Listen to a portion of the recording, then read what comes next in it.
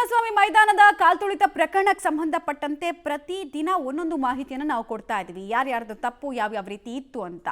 ಅಲ್ಲಿ ಬಂದಂತಹ ಜನ ಒಂದು ಮನುಷ್ಯತ್ವವನ್ನು ಮರ್ತಿದ್ರ ಬಗ್ಗೆ ನಾವು ಮಾತಾಡಬೇಕು. ಹಾಗೆ ಅತಿರೇಕದ ವರ್ತನೆ ಅಭಿಮಾನದ ಹೆಸರಲ್ಲಿ ಹೇಗಿತ್ತು ಅನ್ನೋದಕ್ಕೆ ಸಂಬಂಧಪಟ್ಟಂತೆ ಕೂಡ ನಾವು ನಿಮಗೆ ಮಾಹಿತಿ ಕೊಡಬೇಕು.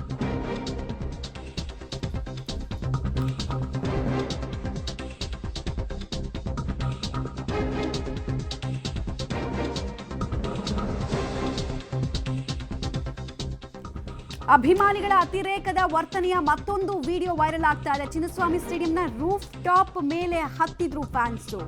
ಗೋಡೆ ಜಿಗಿದು ಸ್ಟೇಡಿಯಂ ರೂಫ್ ಟಾಪ್ ಅನ್ನ 6 ರಿಂದ 7 ಜನ ಅಭಿಮಾನಿಗಳು ಹತ್ತಿದ್ರು.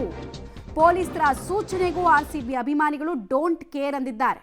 ಅಪಾಯದ ಅರಿವೇ ಇಲ್ಲದೆ ಮೇಲ್ಚಾವಣಿಯನ್ನ ಹತ್ತಿ ಅತಿರೇಕದ ವರ್ತನೆಯನ್ನ ತೋರಿಸಿದ್ದು ಕಂಡು ಬಂತು. ದೃಶ್ಯಾವಳಿಗಳನ್ನು ನೀವು ಗಮನಿಸ್ತಾ ಇದ್ದೀರಾ. ಇದು ಚಿನ್ನಸ್ವಾಮಿ ಸ್ಟೇಡಿಯಂನ ರೂಫ್ ಟಾಪ್.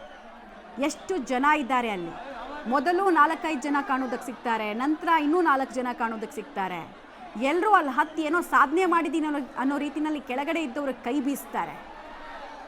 ದೃಶ್ಯಾವಳಿಗಳನ್ನು ನೋಡ್ತಾ ಇದ್ದೀರಾ. ಸ್ಟೇಡಿಯಂ ರೂಫ್ ಟಾಪ್ ಮೇಲೆ ಇಷ್ಟು ಜನ ಹತ್ತಿರೋದು, ಅವ್ರು ಹೆಂಗೆ ಹತ್ತಿದ್ರು ಅಂತ ನೆನೆಸ್ಕೊಂಡ್ರು ಭಯ ಆಗತ್ತೆ. ಆಮೇಲೆ ಅಲ್ಲೇನು ಅವ್ರಿಗೇನು ಕಂಪ್ಲೀಟಾಗಿ ಅದು ಸೇಫಾ ಅನ್ಸೇಫಾ ಅಂತ ಪ್ರಶ್ನೆನೇ ಬರಲ್ಲ.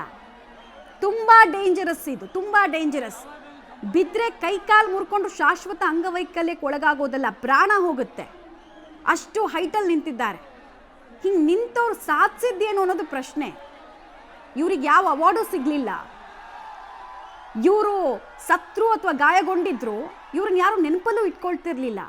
ಜೀವಕ್ಕಿಂತ ಹೆಚ್ಚ ಈ ಅಭಿಮಾನ.